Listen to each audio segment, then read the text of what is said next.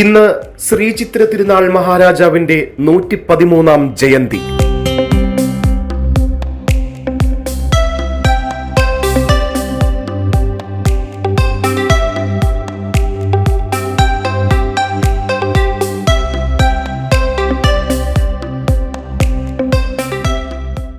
തിരുവിതാംകൂർ രാജവംശത്തിലെ 54-ാമത്തെ രാജാവും തിരുവിതാംകൂറിന്റെ അവസാനത്തെ ഭരണാധികാരിയുമായിരുന്നു ശ്രീ പത്മനാഭദാസ ശ്രീ ചിത്ര തിരുനാൾ ബാലരാമവർമ്മ. 1949 വരെ തിരുവിതാംകൂർ അദ്ദേഹം ഭരിച്ചിരുന്നു. തിരുവിതാംകൂറിന്റെ ഇളയ മഹാറാണി സേതു പാർവതിബായിയുടെയും ശ്രീ പൂരം നാൾ രവിവർമ്മ കൊച്ചുകോയിത്തമ്പുരാന്റെയും മൂത്ത മകനായി ജനിച്ചു.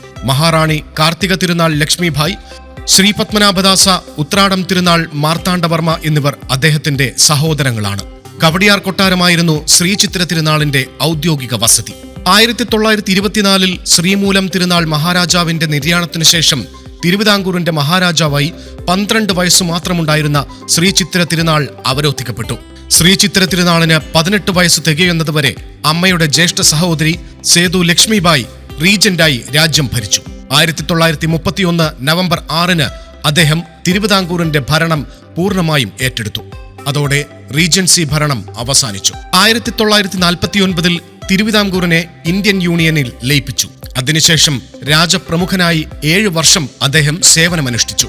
1956 കേരള സംസ്ഥാനം നിലവിൽ വന്നപ്പോൾ ശ്രീ ചിത്ര തിരുനാൾ രാജപ്രമുഖ സ്ഥാനത്തുനിന്ന് വിരമിക്കുകയും കേരള ഗവർണർ രാജപ്രമുഖന്റെ പദവിയിലെത്തുകയും ചെയ്തു.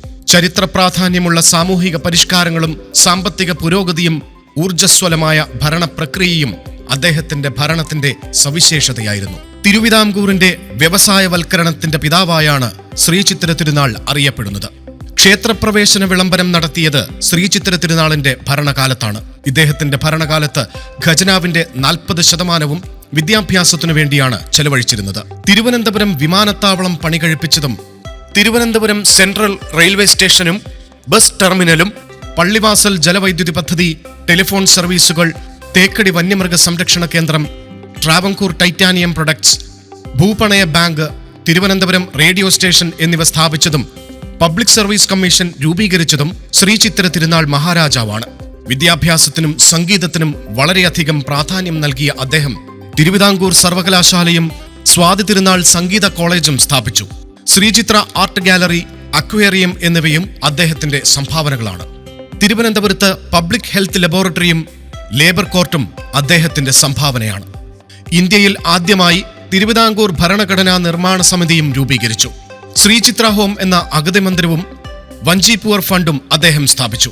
Thiruvananthapuram medical college, Sree Chitra institute of science and technology, engineering college, Ayurveda college, homeopathy college, Avittom Thirunal ആശുപത്രി എന്നിവയും ശ്രീചിത്ര തിരുനാൾ മഹാരാജാവിന്റെ സംഭാവനയാണ്.